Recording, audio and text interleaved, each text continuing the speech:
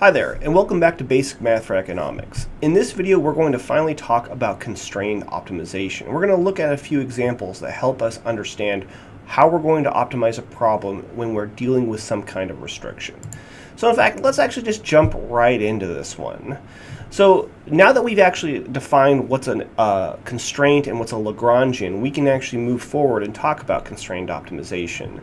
So remember that in these situations, we're trying to maximize or minimize some objective function subject to one or more constraints. And the problem is the constraints may not even be binding, so we have to check them once we're done optimizing.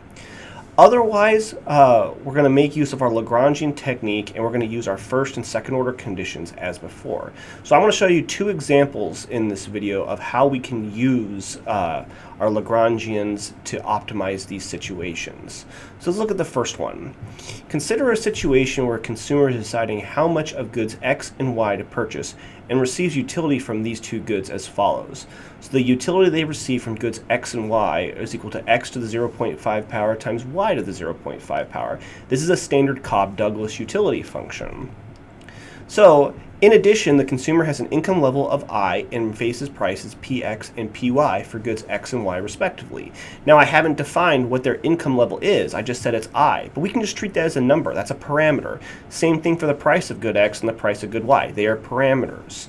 They are numbers that exist outside of the model. I just have not defined what they are. So, let's find the consumer's optimal bundle of goods X and Y as a function of income and the price of each good. So let's set this problem up. We have everything we need to know in order to write this problem. So the first thing we need to do is figure out our objective function. So it's a utility maximization problem and it has choice variables X and Y. So we have two things we need to choose, and our objective function is just the utility function itself because we are trying to maximize our utility. So putting that all together, we have maximize for variables X and Y of X to the 0.5 power, Y to the 0.5 power. But that's not it. If we had an unconstrained utility maximization problem, we'd be ready to go right here. But we have a constraint we need to deal with. So we have to consider that budget constraint as well. So in this situation, the total amount that our consumer spends on goods X and Y cannot exceed their income. So the price of good X times X plus the price of good Y times Y has to be less than or equal to I, their income. So the amount they spend on X plus the amount they spend on Y. That's what the left side's telling us.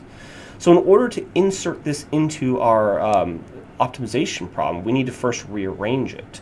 I need to rearrange this such that it's greater than or equal to 0.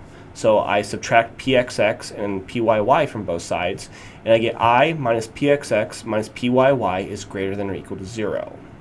With that rearranged, we are ready to assemble our Lagrangian. And so the way we assemble our Lagrangian is we insert our constraint along with our objective function, but don't forget to multiply the constraint by a Lagrange multiplier. So now we have three choice variables. We're maximizing for x, y, and lambda, our objective function, x to the 0.5 power, y to the 0.5 power, plus lambda, our Lagrange multiplier, times I minus pxx minus pyy, and all that in parentheses, of course. And that's it. This is our Lagrangian right here, and we are ready to calculate first order conditions. So we have our Lagrangian, we have three choice variables, which means we need three first order conditions, one for each variable. Calculating them all out, we're going to take a first derivative of our Lagrangian for each of our choice variables and set them equal to 0. And for the derivative of my Lagrangian with respect to x is going to be 0.5 x to the negative 0.5 power, y to the 0.5 power minus lambda times px equals 0. And that last term is just distributing the lambda through the parentheses and, of course, differentiating with respect to x. Next, I take the derivative with respect of my Lagrangian with respect to y, and I get 0.5 x to the 0.5 power, y to the negative 0.5 power minus lambda times the price of good y, py. So again, set equal to 0, which is required in order to maximize our problem. And lastly, I take the derivative of my Lagrangian with respect to the Lagrange multiplier, and I get I minus pxx minus pyy, and that's equal to 0. We set it equal to 0. Notice that that last first order condition is just my constraint, and that will always be the case when you take the derivative of a Lagrangian with respect to the Lagrange multiplier, and it's always going to be a binding constraint, so it's set equal to 0. But the good news is, this is just 3 equations and 3 unknowns, and we can solve this. I mean, it's actually not that hard if you know a couple tricks for rearranging these terms, which I'm going to show you right here. So the first thing I would do to solve this system of equations is I'm only going to look at the first 2 first order conditions. I'm not going to worry about the third one for now. And I'm going to rearrange them. I'm going to put everything with a Lagrange multiplier or a lambda on the other side of the equation.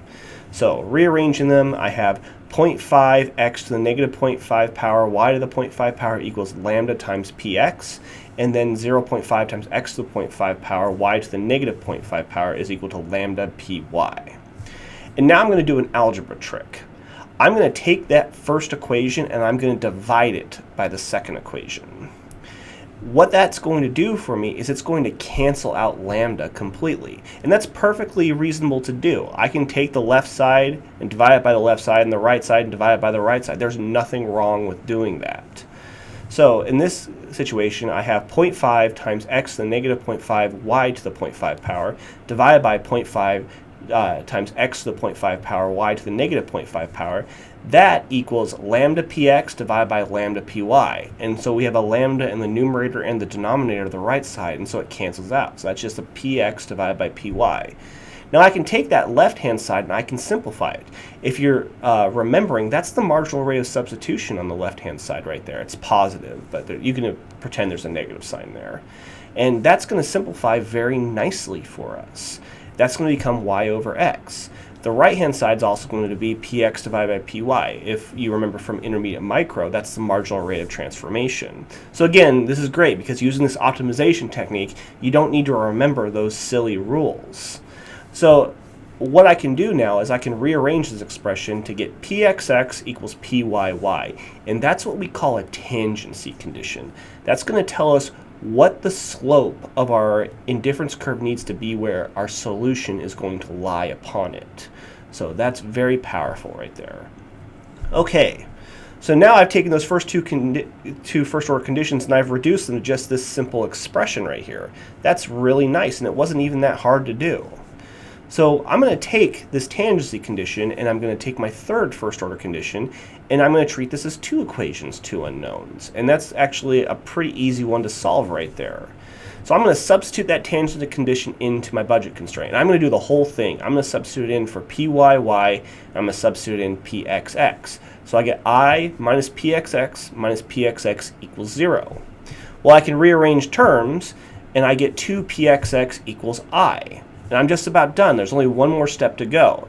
If I divide both sides of this expression by 2px, I'm going to get my equilibrium value for good x. It's just x star is equal to I divided by 2px. And remember that I and px are just numbers. If I were given values of that, I can plug them in, and that will give me my equilibrium value for good x. What I actually have right here is a demand function for good x. It's a function of the price of good x and the income level. So that's really useful as well. Now, I can go back and I can get my equilibrium value for good y by just going back to my tangency condition and plugging in my equilibrium value for x in there. If I do that and solve it for y, I'm going to get y equals I over 2 times the price of good y. And that's it. That's my equilibrium bundle right there. We are just about done. We just need to check one more thing in this situation. I need to verify that the value of lambda is positive to ensure that my constraint binds. Because if it's not positive, that means my constraint is unbinding and I need to get rid of it. So what I'll do is I can check the value of lambda from either of my first order conditions, the first or the second one, wherever a lambda shows up. I'm going to use the first one. So I have 0.5 x to the negative 0.5 power y to the 0.5 power minus lambda times the price of good x equals 0. So I'm going to solve this for lambda. And I'm going to plug in my equilibrium values of x and y. If I do that and I do a little bit of algebra, I'm going to find that lambda equals 1 over 2 times px times py, all of it raised to the 0.5 power. Now, I can tell you that number is positive. because we are going to assume that the price of good X is positive and the price of good Y is positive, which means that's a positive number on the right-hand side. Even though I don't know what the number is, I know it's positive. And because they're positive, lambda's positive. And because lambda's positive, my constraint will be binding. And that's the important part right there. So, all right. That's it. If I wanted to, I could go continue and check our second order conditions as well. I'm going to leave that for you to try on your own. It's a good practice. Make sure you're using your Hessian matrix. You're going to find that we do in fact have a maximum. So that's good news right there. A little bit of a footnote on that. If you're using a Cobb-Douglas utility function, you're always going to get a maximum. So that's why I don't even check that one anymore. It's what we would call a well-behaved utility function. Anyways, I want to go through one more example before we're done. I want to take a look at another utility function. This one's a bit stranger. So in this situation, the consumer receives utility from goods X and Y of U of XY equals negative X minus 2 in parentheses squared times Y minus 3 in parentheses squared. So this is definitely not a well-behaved utility function. The consumer is also going to have an income level of I equals 11, and they're going to face prices of PX equal to PY, which equals 1. I'm giving numbers in this situation just to ease this analysis a little bit, because this one gets a little bit dicey. But anyways, even though I'm giving you a really weird utility function right here, we treat it the exact same way as before. We're going to set up a Lagrangian first. So again, I use my objective function first, my utility function, I'm maximizing it for X and Y, and then I add in my constraint, my Lagrange multiplier multiplied by my budget constraint rearranged, which I've done all right here. I'm just doing it quickly because it's exactly the same steps that we did at the beginning of the video. So I have 3 choice variables, I have a Lagrangian right here, and I can calculate 3 first order conditions for this optimization problem, and I get them just like this. The derivative of my Lagrangian with respect to x is negative 2 times x minus 2 in parentheses times y minus 3 in parentheses squared minus lambda and set it equal to 0. My derivative of my Lagrangian with respect to y is negative 2 times x minus 2 in parentheses squared times y minus 3 in parentheses minus lambda, and again I set it equal to 0. And lastly, the derivative of my Lagrangian with respect to my Lagrange multiplier is 11 minus x minus y, which is my budget constraint, and I set it equal to 0 because I'm assuming it binds right now when I include it in. But again, 3 equations and 3 unknowns. I can use the same technique that I did in the last one, even with this weird utility function, and I can solve it out. So first, let's use my first 2 first order conditions. Again, move everything with a lambda onto the right hand side. Then I'm going to divide the first one by the second one. I get negative 2 times x minus 2 in parentheses times y minus 3 in parentheses squared divided by negative 2 times x minus 2 in parentheses squared times y minus 3. That's going to equal to lambda over lambda, which of course the lambdas cancel out and it just equals 1. Well, I can simplify that left-hand side, and I'm going to end up with y minus 3 over x minus 2 is equal to 1.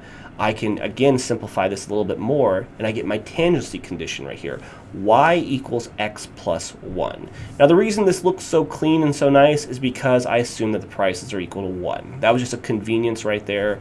If prices weren't equal to 1, it would look a little bit different. Anyways, from here, with my tangency condition, I can combine that with my final first order condition in order to solve it out. So let's substitute the tangency condition in for y. I get 11 minus x plus 1 in parentheses, and I set that equal to 0. Well, if I solve this expression for x, and that's just one equation, one unknown, and actually pretty easy, I'm going to find that my equilibrium value of x in this situation is equal to 5. So this consumer is going to buy 5 units of good x. I can go back now, and I can plug this into my tangency condition to get my equilibrium value of y. In this case, they're going to purchase x plus 1, or 6 units of good y. And that's it. I'm done. That's my equilibrium, except that I need to check the value of my Lagrange multiplier. I need to make sure it's positive for this to be an equilibrium. So I'm going to go back. I'm going to use my first order condition. I'm going to solve it for lambda, and plugging everything in, I'm going to find that lambda is equal to negative 54. That's not what I was looking for right here. In fact, that's a problem. With a negative Lagrange multiplier, in fact, what that means is that our constraint doesn't bind. In fact, it means that our constraint is pulling the equilibrium away from its natural equilibrium. We are hurting this optimization problem by constraining it. We need to let it go. So the good news is that if this comes out negative, we just throw away the constraint. Our equilibrium that I just calculated is not utility maximizing. It's actually a really bad equilibrium, and I need to redo it. So, but like I said, the good news is we just throw out the constraint. We treat this problem as an unconstrained optimization problem. And you can work through that again. Just delete everything with the Lagrangian and just maximize the objective function for x and y.